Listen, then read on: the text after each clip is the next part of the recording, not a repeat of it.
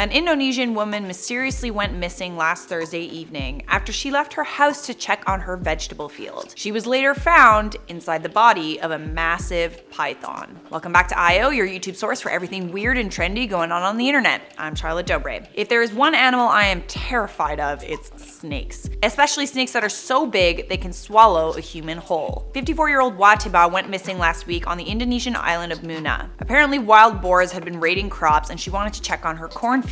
But it turns out that it wasn't the wild boars that she should have been concerned about. After she didn't return home one night, her family along with 100 volunteers went looking for her the next morning. Her field was about half a mile from her house and was surrounded by caves and cliffs. The search party started to come across a trail of her belongings, her footprints, a machete, a flashlight, and her slippers. When they followed the trail, it led to a huge, bloated, 7-meter-long reticulated python.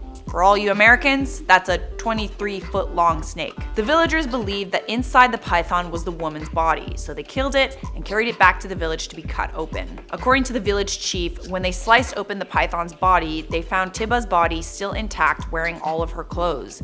She was apparently swallowed headfirst by the python. Reticulated pythons are a species of python found in South Asia and Southeast Asia. They can grow to be 10 meters or 33 feet in length. They don't normally target humans. In fact, it's more likely to be struck by lightning or to win the lottery than it is to be eaten by a python. They aren't venomous and they usually only eat pigs, rats, monkeys, and other small mammals. Their hunting style is they wait in the shadows for hours until a meal comes along.